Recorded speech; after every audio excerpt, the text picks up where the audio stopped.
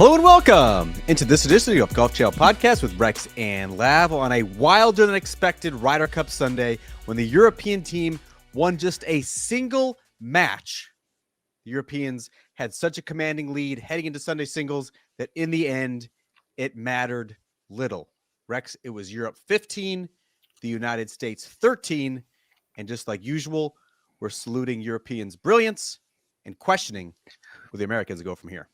I think it's a testament to the Ryder Cup that even going into a Sunday where it seemed like history had already decided this. I think on the podcast on Saturday night, you and I had pretty much written the American team off just because it had never been done before. No team had ever come back. 7 points. Of course we wrote them off. Yes, it was ridiculous. And actually, it turned out, by the way, to be 7.5 points. We're going to get into the Victor Hovland situation, which in and of itself was an interesting scenario. However, this is what the Ryder Cup does. I think it was about it was exactly 4:26. It was late into the game. All the matches were late into the back nine. And I actually scribbled into my notes that time because it seemed like that was the time that everyone in the crowd, and it seemed like everyone on the American team seemed to look up at leaderboards and realize that we can get this done. This is pretty amazing. And that this was a huge turnaround. I was sitting on the first tee when Rory teed off early this morning. And I had a colleague turn to me and goes, "How many American flags do you need to see on that board before you think the Americans actually have some sort of hope?" And I looked at him like he was out of his mind and go, "All of them. I need to see all 12 American flags to give them any kind of chance at all." And we almost did. The crazy part is that we almost did. We looked up on the leaderboard. It was red, or I believe it was gray. Tie. I'm colorblind. I believe it was gray. It was gray. It was gray. Signaling a tie. But you're exactly right, Rex. It was like 4:30 or 4:45. We looked up on the leaderboard. The last 3 matches were all tied.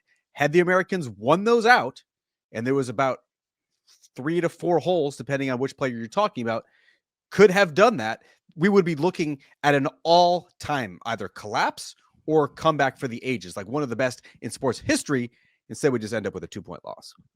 Well, and the idea that I walked away from is Sunday at the Ryder Cup confirmed, I think, what you and I both thought we knew on Saturday night. The first thing is Luke Donald is a brilliant captain and brilliant tactician and will go down as the greatest captain, not just European, but I think Europe or US all time. And I do think he's going to get a third term in a dare manner coming up in 2 years. We'll get into that later as well. And it also proved we don't know what Keegan Bradley is. And the reason I say that, to get straight into the meat of the subject, is because after 2 matches, it seems like the American team was just outclassed after those 2 team sessions on Friday and Saturday. And then we see what transpires on Sunday. And it just proves the point that Europeans are not 7 points better than that U.S. team. You get an idea exactly how close these teams are. In fact, you get an idea that the Americans, probably individually on paper, are better head-to-head if you give them 18 holes and you give them an opportunity. And it shows that when you have these team sessions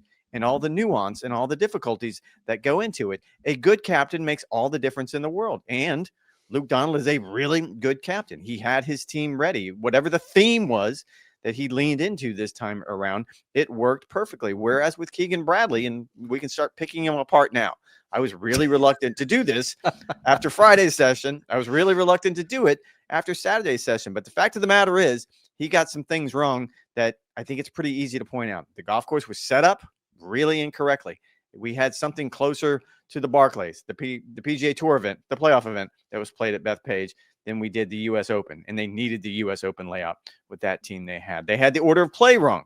Should have started with 4-ball instead of foursomes. The Americans struggle in foursomes. Why did you put them behind the 8-ball, essentially? Why did you take the crowd out of it first thing in the morning on both team session days? Secondly, he got some of the pairings really wrong. I'm going to go straight to Colin Morikawa and Harris English. And it's one thing to get it wrong right out of the gates. You had an idea.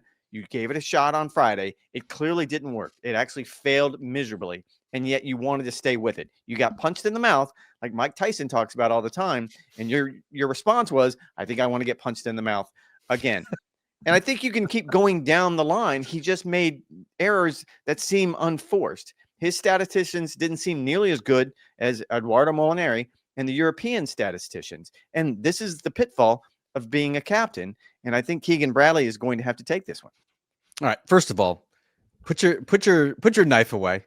Let's focus first on Luke Donald, who, if Keegan Bradley is going to go down as a historical figure, as a player who was probably reinstalled a little bit too early as a captain. Luke Donald should be heralded, should be celebrated as Absolutely. arguably, if not clearly, the best Ryder Cup captain of all time. You look at what You Europe said did this past week at Bethpage Black.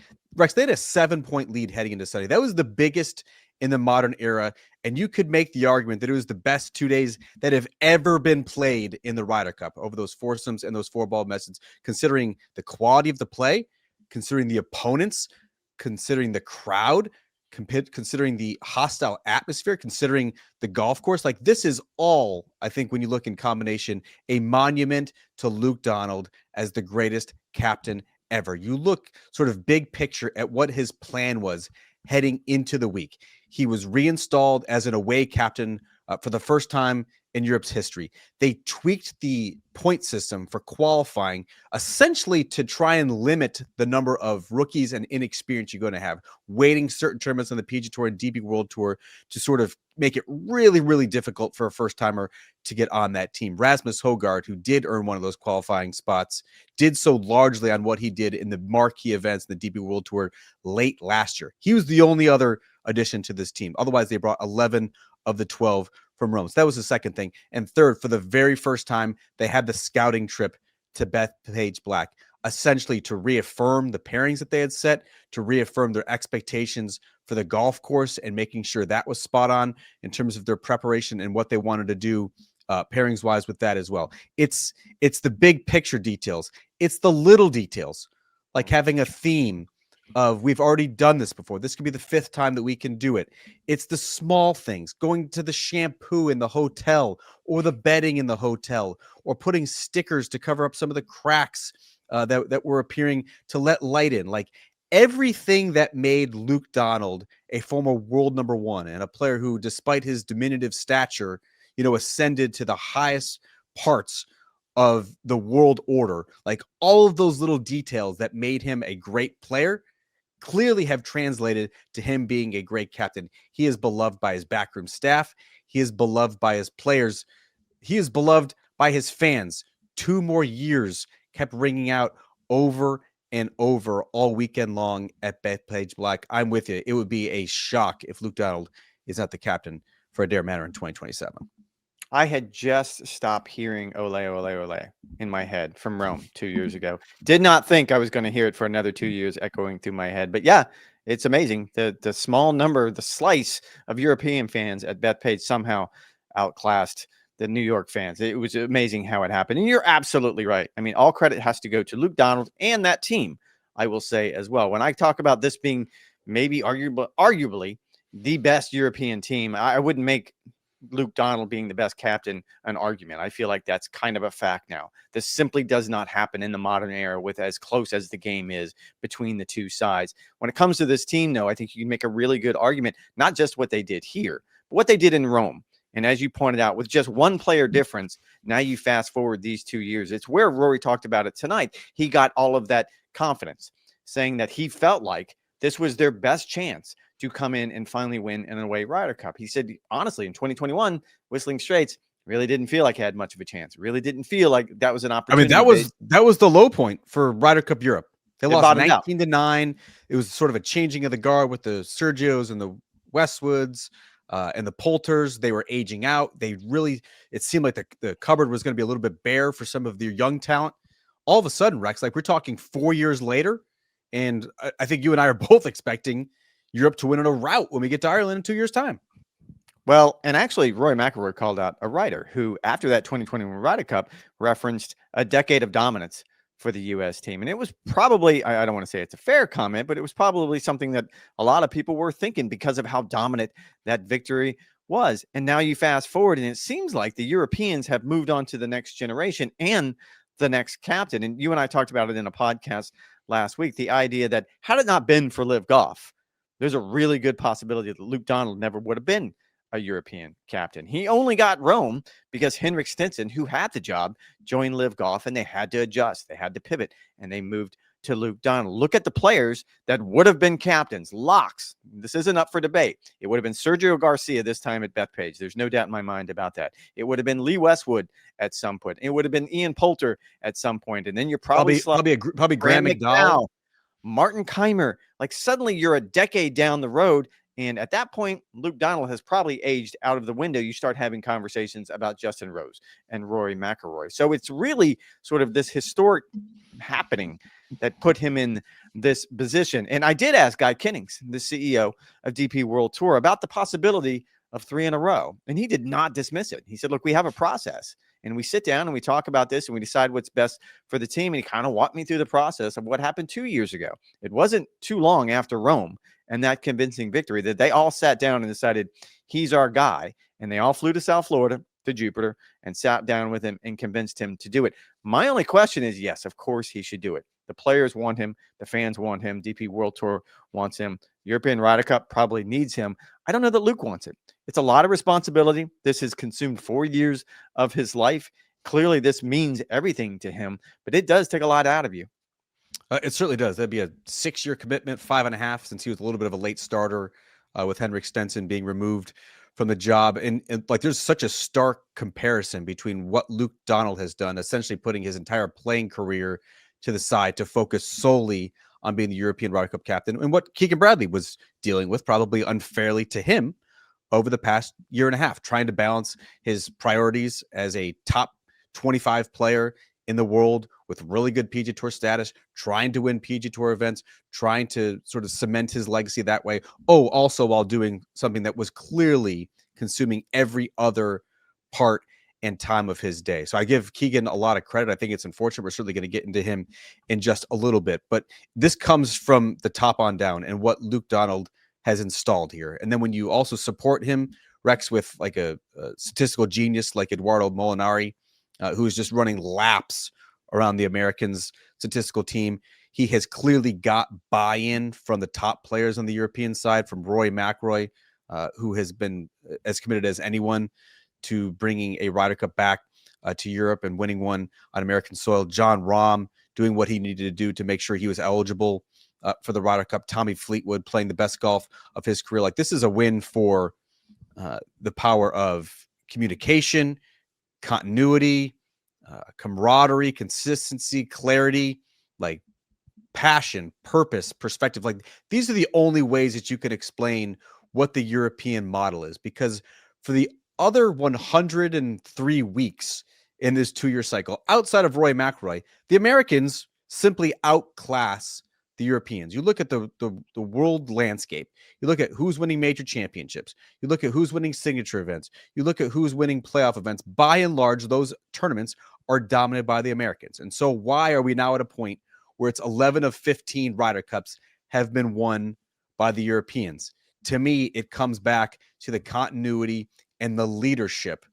The American side is bereft of leadership. And so when you fast forward to 2 years, what's going to happen? Who's going to be the European Ryder Cup captain? Luke Donald makes obviously a ton of sense as sort of a bridge captain to something else. Justin Rose is actually the odds maker's favorite to get that job.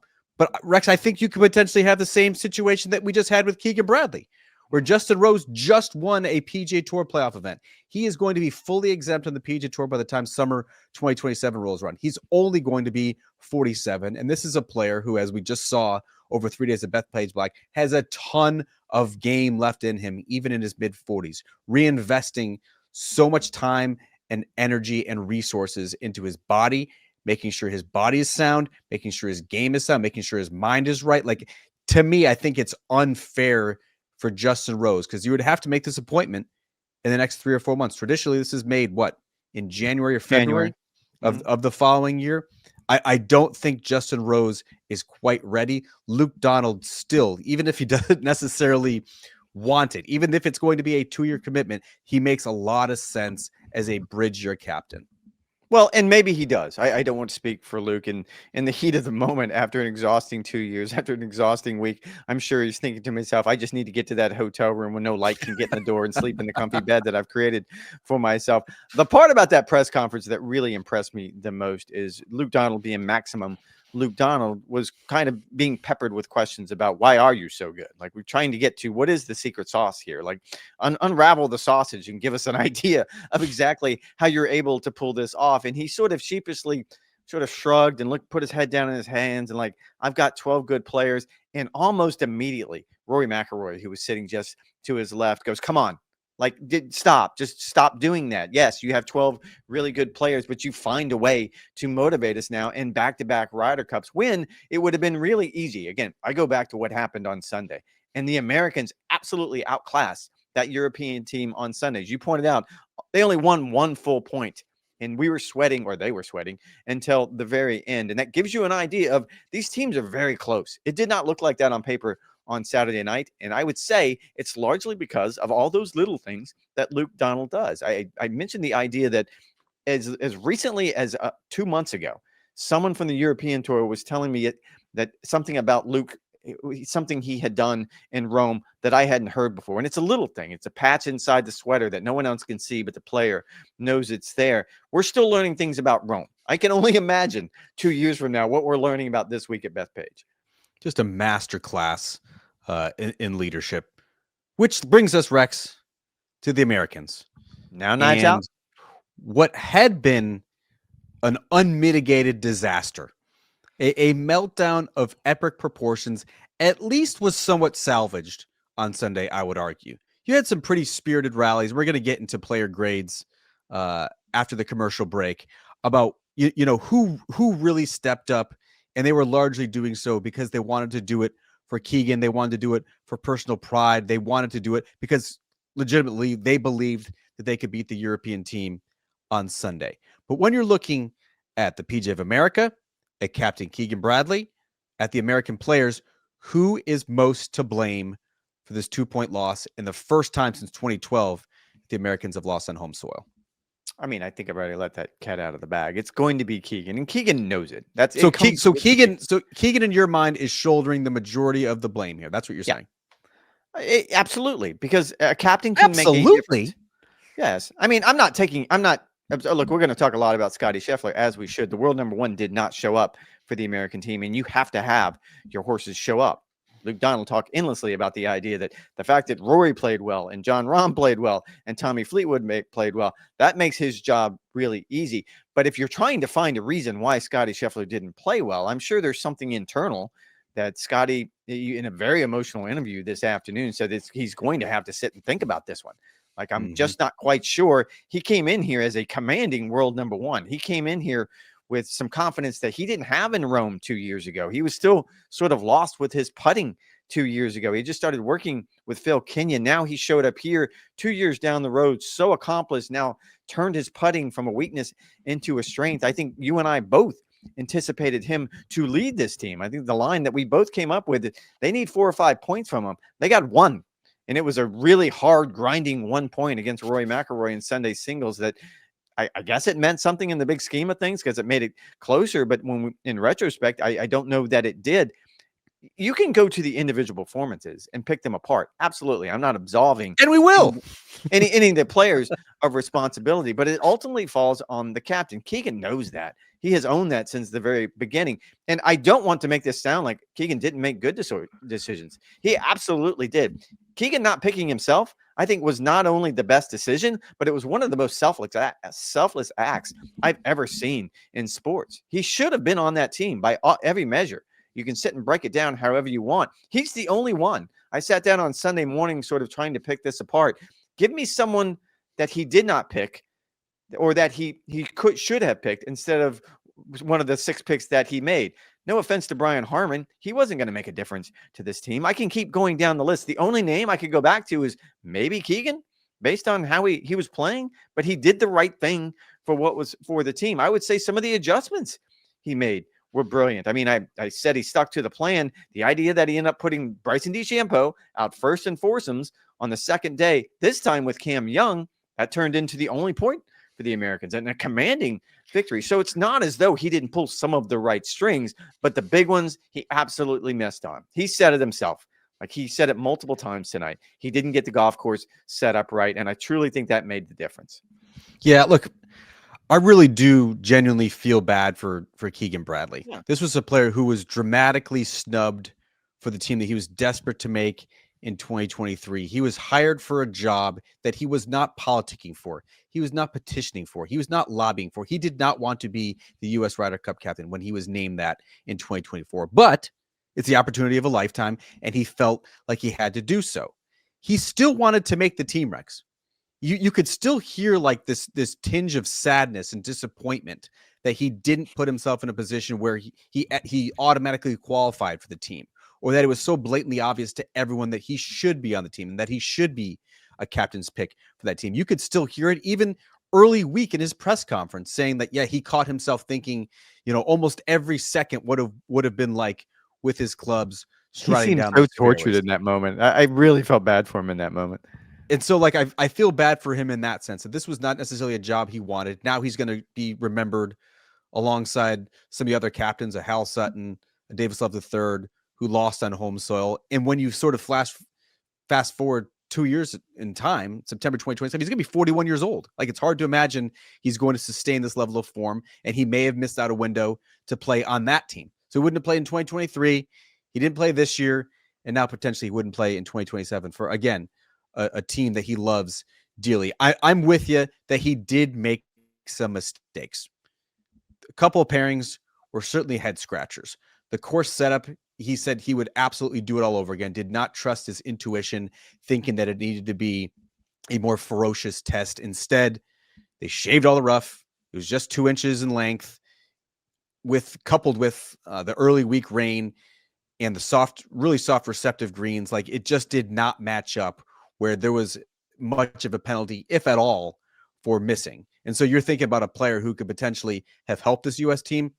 To me, that player potentially could have been like Chris Gotterup, who can absolutely hammer it, just send it, and then stick your irons close and just have a field day. So turning, what should have been a supreme ball striking challenge, just like it was in the U.S. Open, just like it was in the 2019 PGA, and turning it into a really soft birdie fest and a putting contest, and essentially reducing the skill, which the Americans had in spades, which is ball striking, was clearly a mistake, and Keegan Bradley admitted as such. Entering singles, though, Rex, Europe had 8 of the 9 best putters, statistically, according to our friends at Data Golf. And so Keegan's response was essentially just sort of shrugging his shoulders, like what are you going to do? This was generationally great. This was historically great putting. Did Keegan aid the Europeans in helping them along those lines with some of the pairings with the golf course setup? Absolutely. But I think he was quick to point out, somewhat correctly, that this was still just an incredible performance by the Europeans. Sometimes you just get beat. You can have a great plan. Americans didn't have necessarily a great plan. You can have some great pairings. Again, the Americans had some faults in some of their pairings, but they flat out got beat over the first 2 days. They trailed by 7 heading into singles, and that is why they lost this Ryder Cup. And you mentioned Eduardo Molinari, and Luke Donald talked a little bit about his relationship with Eduardo tonight, and the idea that they sit for hours parsing through things about pairings, about golf course setup, about who picks should be. Everything is covered. Again, this goes to that attention to detail that make Luke such a brilliant captain. On the American side, it's a company called Scouts Inc., who have essentially been their stats program since Hazeltine a few years ago. It was that was part of the aftermath of the task force, and the players getting more empowered and getting more involved about who the captains were. It seems this time around the stats guys won on the European side. When you look at like 10-8.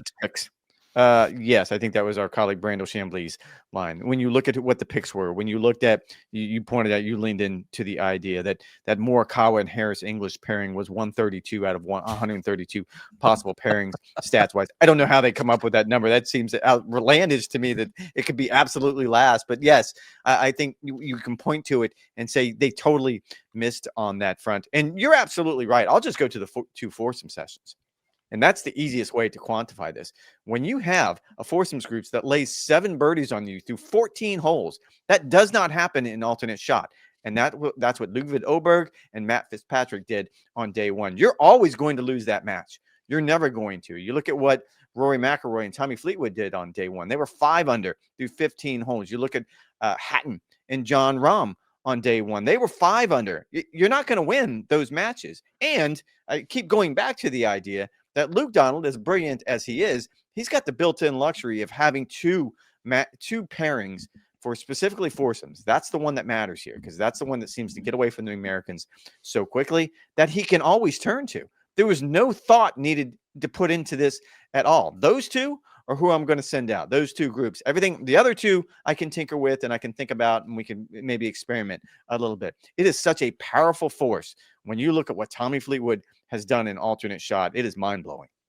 It certainly is. So look, Keegan deserves some fault. Obviously, the American players deserve a lot of fault. I would also still, Rex, lay some blame at the feet of the PGA of America as well. I don't think they're necessarily going scot-free here as well. $750 tickets for the week at Bethpage Black gave fans, as we argued on the Saturday night podcast, free license to get angry.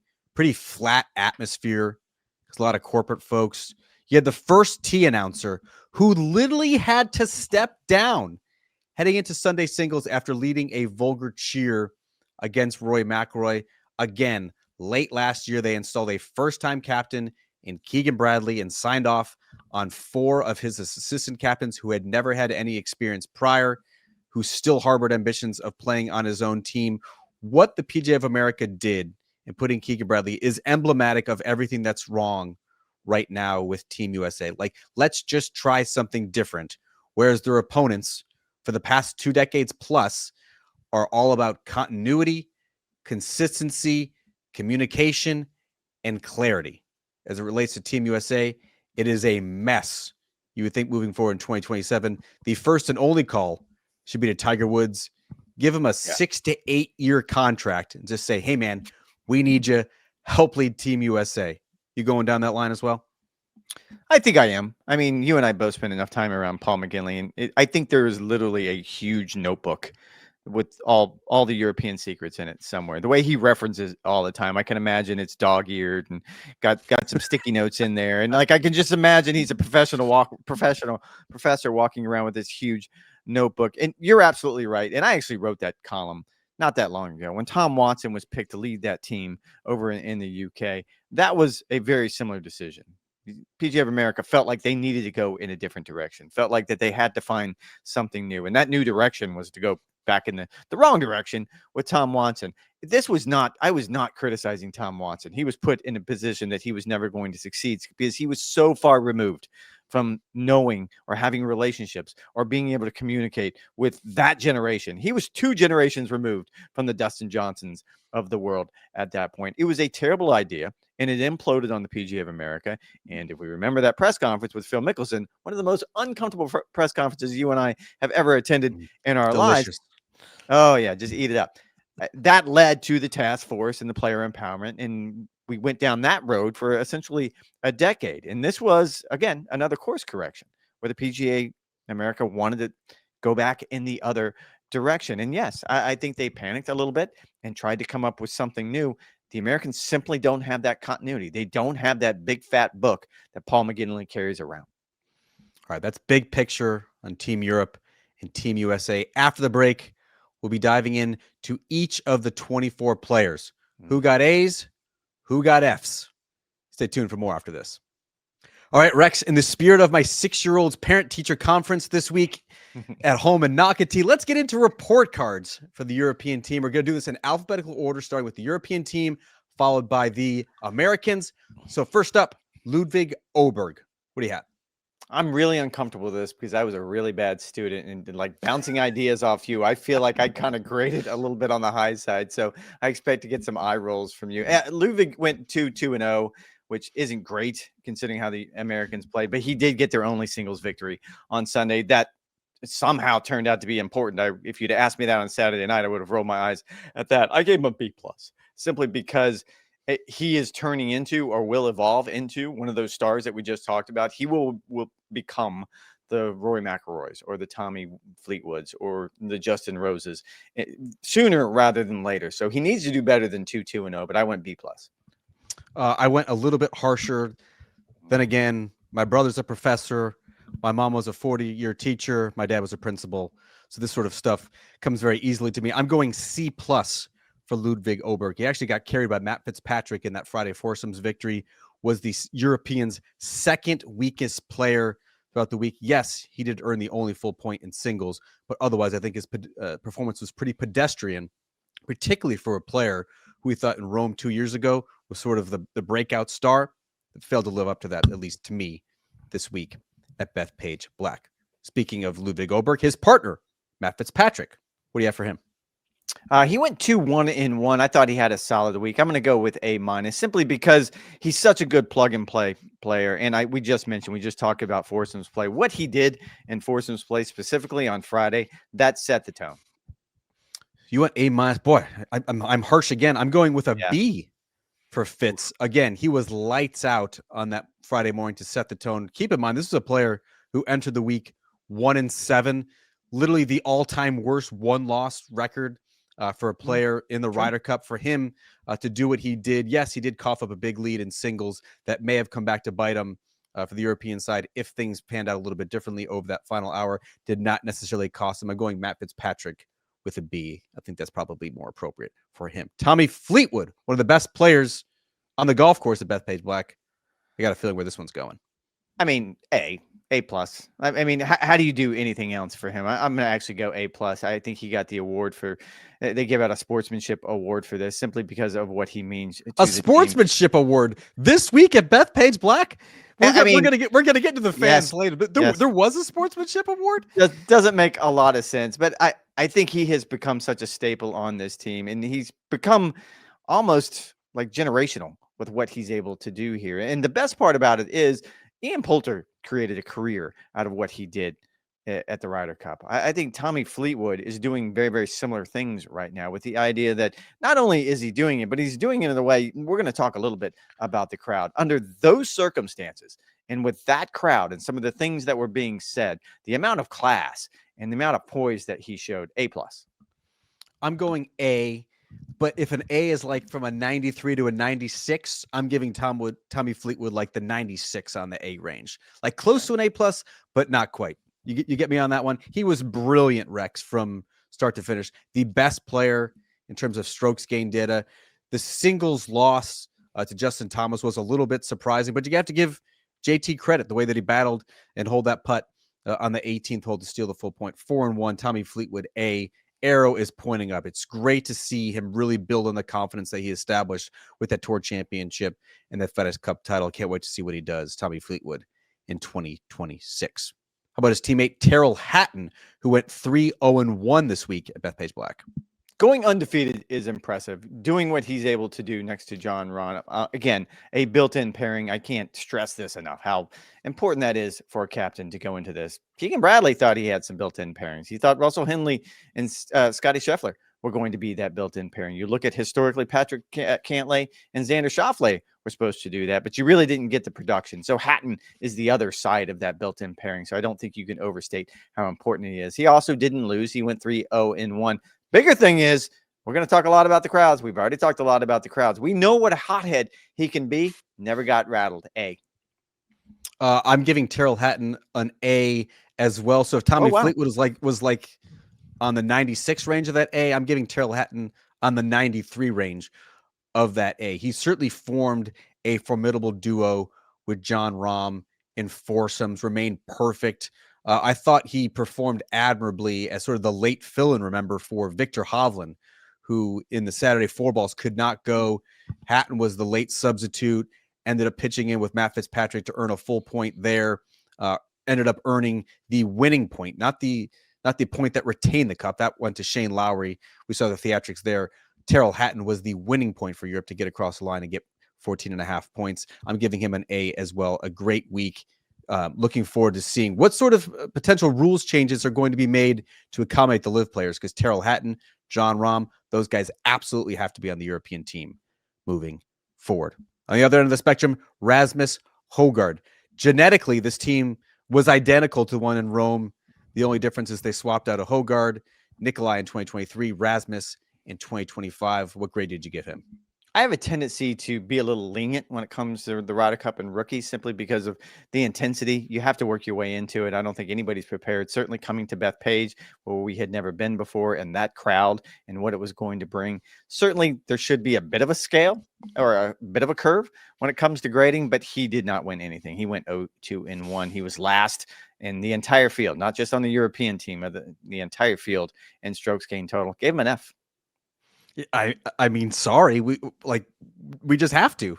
He only got one and only shot in four balls, and he lost. And Luke Donald made the very difficult decision to sit him all day Saturday, either not wanting to see a repeat performance, or he just felt like he didn't necessarily give them the best chance to earn a really critical point at a critical time for the Europeans to mount what ended up being an insurmountable lead. Then on Sunday in singles, he lost to Ben Griffin when obviously the result was no longer in doubt anymore, but he was the worst player on the golf course statistically. Unfortunately, I have to give Rasmus an F in his first Ryder Cup Back to appearance. back, we did the same. That's something, all right. This is an interesting one. Victor Hovland. Technically, his record for the week was 1-1-1. What grade are you giving him? Essentially had to WD from 2 matches, as you pointed out. He WD'd late in the 4-ball match on Saturday afternoon, and of course didn't play on Sunday. Kind of wanted to give him an incomplete, but that felt like you picking a tie for these matches at the beginning of the week, which it turns out you were closer than Just saying. Almost happened. Well, because we were due. That was your argument. We were absolutely due. He was injured. I think he delivered when he needed to. I think he, again, was he is part of this sort of generational switch that we're seeing on this cup. Ludwig Oberg is in that mix with one of the two Højgaards, whichever one qualifies for the team. If not, both of them are part of that mix. So expectations are very high. I ended up going with a B-, but because he didn't get those last 2 starts, it's kind of tough. That's why I gave him an incomplete. Yes, I picked a tie at the beginning of the week, and then I gave him an incomplete. B-, though, does make a lot of sense, though, Rex. They lost on the Friday 4 balls with Bob McIntyre. He tweaked his neck injury, though, that he surprisingly had been dealing with for the past 2 months. If you're wondering why Victor Hovland was unable to sustain the success that he showed at the U.S. Open and sort of build on that momentum, clearly it came down to the neck issue that he said he's been dealing with since the Travelers Championship. A bulging disc in his neck does not sound good. That is what an MRI confirmed. I gave him an incomplete, although a B-. If I was forced to give a grade, certainly seems right. I feel bad for Victor Hovland. I know how badly he wanted to get out there. Luke Donald said he was on the verge of tears when he announced that he wasn't going to be able to go on Sunday. Shane Lowry, what's your grade? This is going to be a little bit of a stretch. Now, Shane essentially secured the cup. He got the half point. I mean, he got the point that secured 14 points, so made sure Europe retained the cup. The way he celebrated, I think, shows his heart, his soul when it comes to this team. He was 1-0-2, which is not a great record for a player of his caliber. However, having you and I both walked with Rory, especially on Saturday afternoon, when it seems like the crowds were at their worst. And I think if Shane were not, had he not been at Rory's side, I'm not quite sure Rory would have been able to finish that round. And I'm not trying to overstate this, but he really played the role of motivator, big brother, shouldering all the responsibility that he possibly could. I gave him an A, not only for what he did with his golf clubs, but what he was able to do with Rory. I'm with you. I gave him an A as well. Played some of his most inspired golf in years alongside Rory McIlroy, protecting Rory, defending Rory, sticking up for himself, summoning the goods in really just a really hostile atmosphere. Supremely impressed. Walking with his caddy down the 18th hole, he said he has an opportunity to do something that he'd never done in his career before, and do something that he argued could be potentially the greatest moment of his golf career on 18 at Bethpage Black in his singles match. What does he do? He pulls it off. Hits an absolute laser inside 6 feet, makes the putt, goes ballistic, and again, has the half point that helped Europe retain the cup. I'm going with an A for Shane Lowry as well. How about Bob McIntyre, who's making his second Ryder Cup appearance? I'm probably going to give him a grade that his record doesn't justify here. He was 1-1-1, but I felt like as we watched throughout the course of the week, he hit so many quality shots when you needed to. It seems like Bob McIntyre delivered when he had to under the most pressure.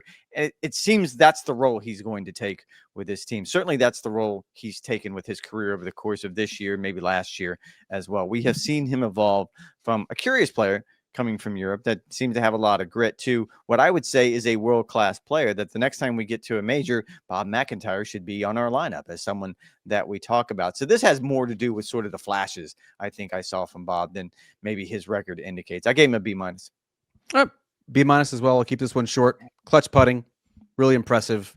Have his singles match. I really like his all-around game. I'm expecting more from Bob McIntyre in 2 years' time in Ireland. Rory McIlroy. I know it's going to be an A. Just how high of an A are you willing to go? I just went with an A simply because sort of the threshold here. And to be clear, you and I have done this for a long time as writers for a magazine and for a website. You had to always give grades, and sort of the litmus test or the threshold that we always would put was the only way you get an A plus if you go undefeated. And Rory went 3-1-1. I guess I could push him over the top just based on style points. It was brutal for him all week long. His wife had to endure things that no one should ever hear. I'm not going to make excuses for the crowd. And maybe to a certain degree, and we talked a little bit about this on the podcast, he brought some of this on himself, but that's sort of the emotional type player he is. And the fact is, he still performed. I like an A.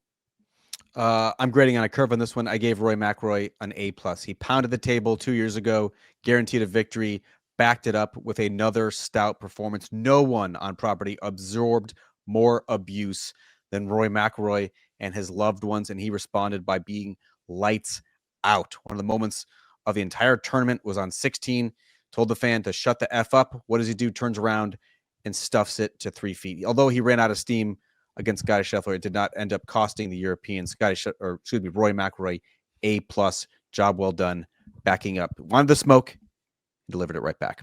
John Rahm, what you got? I think if you would have asked me on Saturday night, it would have been an A, simply because he had one loss. But I think what he means as a team player, as one of those rock players that Luke Donald can depend on. The loss on Sunday was a bit of a surprise because he knew what was going on. He was looking at the leaderboard, and a player of that quality, a player of that standard, you would think could deliver when Europe needed him the most. So I gave him a B plus. B plus for me as well. Reminded everyone, as you mentioned, of his greatness. He was tremendous on and around the greens. Looked Seve-like at times, and then got routed by Xander. Not ideal. Did not appear particularly happy about it either. Justin Rose, Sepp Straka are our last two. Real quick, what do you got? I think Justin Rose deserves an A. And as you pointed out, like he seems to be sort of, I think he's called it the Indian summer of his career, but he seems to just keep getting better. And then the way he putted, he wasn't just the best putter this week. He was the best putter by multiples of strokes, just not on the European team, but for the entire field. And that's not always been his strength. He's, again, one of those Europeans that this brings out his best. A. I gave him a B plus. He combined with Tommy Fleetwood for 19 birdies in 4 balls, absolutely putting out of his mind. He lost to a red hot Cam Young. Can't ding him too much for that. For the limited action we saw, Justin Rose, super impressive. I gave Sepp Straka a C minus. Another one graded on a curve. He's had some personal things going on at home. Very rusty with his iron play. Second worst on the team. Still got on the board with John Rahm in the 4 balls, lost in his singles. Sort of a mixed bag, not entirely unexpected. It was clear that he had other things on his mind, and I'm okay with that. I gave him a C. He was the biggest unknown coming into this week, but you're right. A lot of things going on at home, and he was a rookie on this team. All right, let's switch focus to the Americans. Let's start with Sam Burns. I'll go first. D minus for me, went 0-1-2. He was the worst U.S. player statistically. He was the best putter on the PGA Tour, ended up being second worst of any player on the greens. Not good. Did not get a full point for the United States. I went with a D minus as well. You pointed out last in strokes gained total. He seems like he had some good partners. He just didn't deliver. Patrick Cantlay, I gave a C minus, 1-3-1. Really gritty performance, both sessions on day one, but then turned around and lost both on Saturday when the Americans really needed him for a rally. Went all 5 sessions and only got 1.5 points out of it. Not ideal for Captain Keegan Bradley and Patrick Cantlay, who they were really depending on. I'm going to get repetitive when it comes to the American team here. They needed more from their stars. They needed more from this specific star. To get 1 full point out of him just doesn't work. And he knows it. I'm sure in his heart of hearts, he realizes he did not perform for the team. He did not deliver what he needed to. D minus. Bryson DeChambeau for me was a B minus. Certainly gave the Americans a spark. They used him a lot, went all 5 sessions because of the golf course setup. I thought made a lot of sense. Couldn't quite pay it off. I think if the greens were firmer, could have been a different story for Bryson. Instead, he typically struggles with his spin control, was just ripping them off the front of the greens. Really gritty comeback in singles, erasing what had been a 5-down deficit on the front 9 to Matt Fitzpatrick. So I'm going Bryson DeChambeau B minus in all 5 sessions. Wow, I'm really off on that one. You don't see eye to eye with you at all. C minus on that one. He was the emotional YouTube commenters are just going to destroy you. I I love it. know. I do not hate on Bryson DeChambeau. Trust me, I love watching him play golf. But C minus is the best I can go. He was the emotional leader of this team, and we saw it over the course of 3 days that when he was maximum Bryson DeChambeau, that the crowd absolutely loved him. He brought the best out of them. But just to win one match and the frustration that he showed sometimes, I just don't get it. I didn't have a chance to use this line earlier, so I'm going to use it now. He actually grinded and fought really hard for a half a point on Sunday to continue the Americans' chances. If he'd have given up that full point to the Europeans, I think it was over at that point. However, the mathematician missed the mark because by him only getting a half in that match, it meant everyone else had to be perfect the rest of the way. I think the celebration was a little premature. All right, Harris English. This one pains me. It was an F. Went 0-2 in singles, or excuse me, in foursomes. Keegan Bradley put him in the envelope. Did not play on Sunday. Got a half point out of it because of what happened with Victor Hovland. Not a good week. Fortunately, I had to give Harry an F. And being in the envelope does not help. It's very uncomfortable. I never want to be a player in that situation. Certainly feel for Harris English. I was a little bit more kind. I gave him a D simply because I think the player he was paired with for the first 2 days, Colin Morikawa, was more the problem than he was. It was a bad matchup. So I give him a D. Probably need to keep this moving a little bit more brief. Ben Griffin for me was a C minus. Went 1-1. Didn't get another shot after his miserable outing in four balls. Then won in singles in a match that didn't matter. Ben Griffin C minus in his rookie debut. Didn't think he got the fair shake he needed to. I think he needed to get a couple more reps again. Just play 2 matches for the entire week. I gave him a D plus. He had the second worst strokes gained total for the entire tournament. So I don't think he performed the way we thought he was going to perform. Russell Henley, another one that pains me. For me, this was an F as well. His length or lack thereof off the tee really cost him. His putter went cold with Scotty Scheffler. They couldn't figure out the odds and evens together. The caddies ended up having something that every analyst had talked about would have been beneficial for this team. He left 2 putts short, did Russell Henley, on 17 and 18. That really could have made a difference against Shane Lowry and really could have potentially turned the tide for the Americans. F. Really tough week for Russ.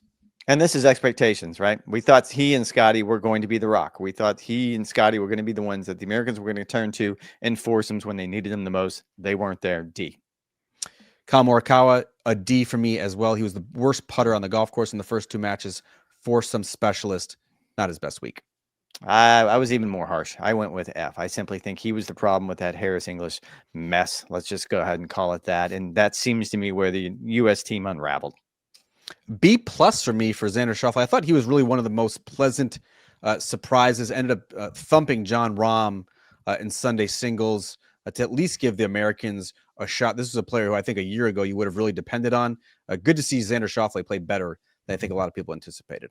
This might be on the curve. I actually gave him an A simply because he was the biggest unknown coming in this. Had not played golf since the BMW Championship, so you had no idea what he was going to show up with. So I give him an A. Based largely, that was a huge singles win over John Rahm. Tough one for me is Scotty Scheffler. I gave him a C minus after going 1-4. He was the 3rd best U.S. player through 2 days, but it wasn't good enough. His opponents went absolutely berserk against him. 34 birdies in 65 holes. They met the moment. Scotty Scheffler did not. He called it one of the lowest moments of his career. His teammates picked him up, ended up salvaging his week with a pillow fight victory against Rory McIlroy. So C minus for Scotty. You gave the world number 1 a C minus, and he won just 1 point out of 5 opportunities. That is some kind stuff right there. I don't see it happening. I think the Sunday singles salvaged the week for him, but I gave him a D. I went with B pluses for both J.J. Spawn and Justin Thomas if we're keeping this movie. J.J. Spawn, the rookie, went birdie to be the lone bright spot for the Americans on Saturday. Justin Thomas continued to be the American spark plug, the guy who actually played with some passion. That's surprising. J.J. Spawn was this version of Ian Poulter from Medina. Had he not done what he did, the Americans really had no chance going into Sunday. Him grinding out and getting that. He hit probably the 2 best iron shots coming down the stretch on Saturday on 17 and 18 just to give the Americans a chance. I gave him an A. Justin Thomas, he was emotional. He was a veteran leader. I went with C+. I think you and I both agree with this one, so I'll wrap it up with Cam Young getting an A. Quite frankly, one of the few bright spots for the Americans. Teamed really well with Justin Thomas, Bryson DeChambeau, beat Justin Rose in singles. Arrow pointing up, the big hitter certainly seems poised for a 2026 breakthrough. All right, on the other side of this short break, some final thoughts on the week and the crowd control or lack thereof at Bethpage Black. All right, Rex, we're wrapping up the week at the Ryder Cup. I give you the floor. What are some of your final thoughts from Bethpage Black?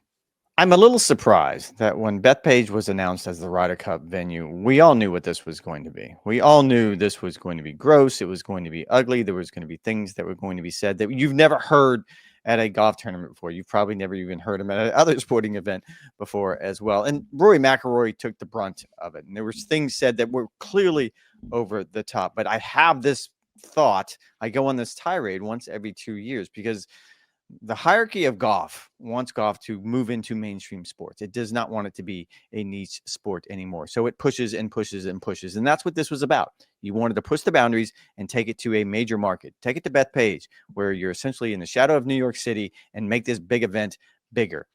I hate to say it, this is mainstream sports. And maybe this isn't for golf. I'll leave it at that, because the idea is if you go to Yankee Stadium, you're going to hear gross things there as well. There's going to be fans that go over the top. And it wasn't even walking with Rory. I think you'll agree with this.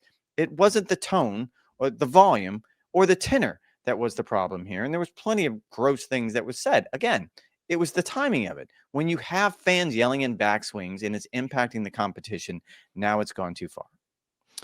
I mean, don't we just need like a Ryder Cup reset at this point? Like, don't we just need to turn down the temperature? I think that's what Rory McIlroy is trying to do in the press conference afterward. Like, golf should be held to a higher standard. Golf teaches so many great life lessons, and yet we're reduced to this sort of boorish behavior. Like, we just have to be better than this. Like in 2023 in the Ryder Cup, they had the pay for play gate and the hats are waving and Rory's going ballistic in the parking lot.